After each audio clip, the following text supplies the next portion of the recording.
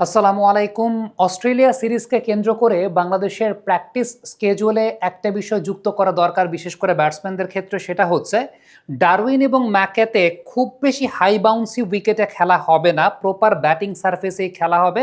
Definitely Australian pace বোলারদের তো bounce বা ক্যারি আদায় করার ক্ষমতা রয়েছে, তবে এই জায়গাটা খুব গুরুত্বপূর্ণ একটা ভূমিকা পালন করতে পারেন অ্যালেক্স ক্যারি, উইকেট কিপার।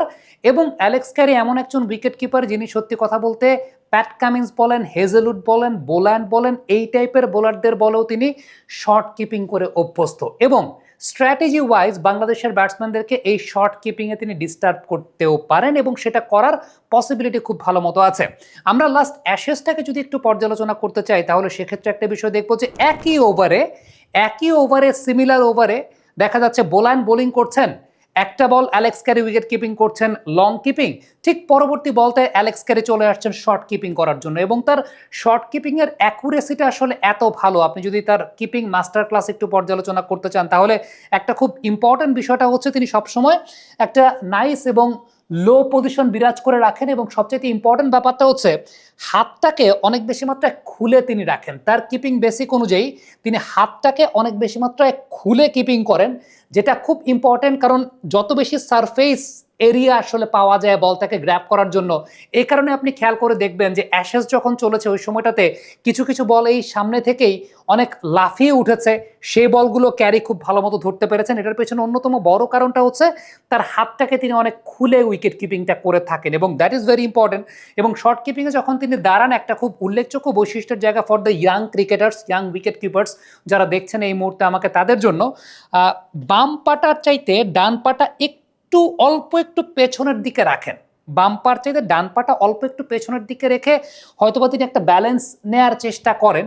এবং ইম্পর্টেন্ট যে ব্যাপারটা তার ক্ষেত্রে ঘটে সেটা হচ্ছে যে পেস বল, সেটা যে কোনো ধরনের পেস হোক না কেন, ওই ধরনের পেসের এগেনস্টে তিনি শর্ট কিপিংটা করতে পারেন। সো ফর বাংলাদেশি ব্যাটার্স, তারা যদি আসলে চিন্তা করে থাকে যে ঠিক আছে ডারউইন কিংবা ম্যাকেতে হয়তোবা খুব বেশি হাই বাউন্সি উইকেট হবে না, মিচেল স্টার্করা পায়ের মধ্যে বল করবেন, প্যাট কামিন্স লেন্থ থেকে বল ভেতরের দিকে ঝুঁকাবেন, বা হেজেলউড লেন্থ থেকে বল বাইরের দিকে বের করবেন, তারা হয়তোবা সামনে এগিয়ে এসে কিংবা অন্য কোনোভাবে সেই সুইংটাকে কাট অফ করার চেষ্টা করতে চাইবেন, এরকম চিন্তা যদি তারা করে থাকেন, সেক্ষেত্রে কিন্তু একটা অনেক রেয়ার সিনারিও ঘটতে পারে, যেটা বাংলাদেশের জন্য রেয়ার। কারণ বাংলাদেশ যখন অন্যান্য কোনো টিমের সঙ্গে তারা হয়তোবা পরিকল্পনা করছে যে কোনো বোলার আছেন, তারা swing extra bit of swing আদায় করবেন, এবং সুইংটাকে কাট অফ করার জন্য অনেক সময় ব্যাটসম্যানরা যে কাজটা করে সেটা হচ্ছে একটু এগিয়ে এসে তারা হয়তো বা ডিল করার চেষ্টা করে, বা ফুটওয়ার্কের জায়গাটাতে একটু সামনের দিকে এগিয়ে এসে ডিল করার চেষ্টা করে। বাট যখন অ্যালেক্স ক্যারি এই টাইপের বোলারদের এগেনস্টেও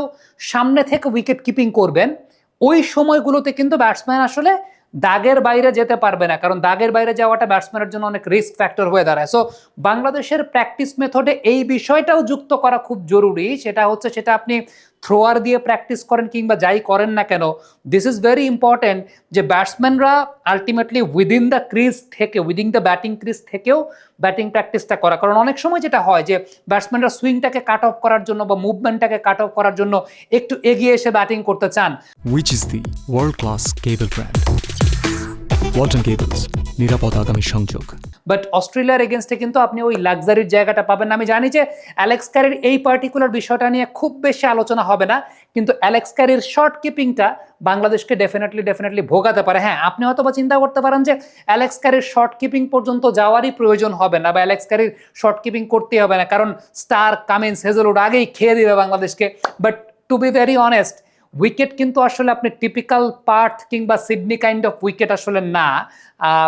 ডারউইনের কথা যদি আমি বলি কিংবা ম্যাকের কথা যদি বলি, ম্যাকের কথা বলতে পারবো না এখনই, বাট ডারউইনের কথা যদি আমি বলি, ডারউইনে things are not going to be that easy for the bowlers. হ্যাঁ, অস্ট্রেলিয়ান বোলারদের সেই কোয়ালিটির জায়গাটা আছে, বাট যদি এমন হয় যে বাংলাদেশ ভালো পার্টনারশিপ তৈরি করে ফেলেছে, দে আর গোয়িং গুড, এবং তারা according to the merit of the ball, if they can attack Australia in a different manner, যদি ব্যাপারটা সেরকম ঘটে, তখন কিন্তু সেই সময়টাতে অস্ট্রেলিয়ার প্ল্যান বি হিসেবে অ্যালেক্স ক্যারি কিন্তু একটা অনেক বড় ডিস্টার্বিং ফ্যাক্টর হতে পারে বাংলাদেশের জন্য। বিশেষ করে he has the capability to keep wickets just in front of the stump whether it's Boland bowling or it's Michael Neser bowling, definitely আমরা চিন্তা করে দেখতে পারি যে বাংলাদেশের সঙ্গে ম্যাচে স্টার কামিন্স হয়তো বা বোল্যান্ড খেলবে, আমি জানি না, আই এম নট শিওর যে বোল্যান্ড খেলবে নাকি হেজলউড খেলবে, but Boland in recent Times he has done very well, so he deserves an opportunity to play against Bangladesh, এটা আমার কাছে ব্যক্তিগতভাবে মনে হয়।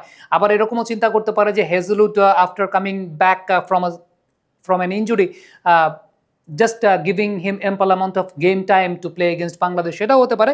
But whoever the bowler is, if it's Hazelwood or it's Boland, আমার মনে হয় যে অ্যালেক্স ক্যারি, মানে ইফ বাংলাদেশ যদি খুব ভালো মতো প্রোগ্রেস করতে থাকে ওই সময়টা অ্যালেক্স ক্যারির শর্ট কিপিংটা একটা অনেক বড় প্রবলেম ক্রিয়েট করতে পারে বাংলাদেশের জন্য। সো বাংলাদেশের তাদের পারফরমেন্সের গ্রাফটাকে যদি উপরের দিকে রাখতে চায়, তাদের প্র্যাকটিস মেথডের জায়গাতে, তাদের হোমওয়ার্কের জায়গাটাতে, they have to be prepared for Alex ক্যারির শর্ট কিপিং। কমেন্ট বক্সে আপনাদের মন্তব্য মতামত জানতে চাই, লিখে পাঠাবেন।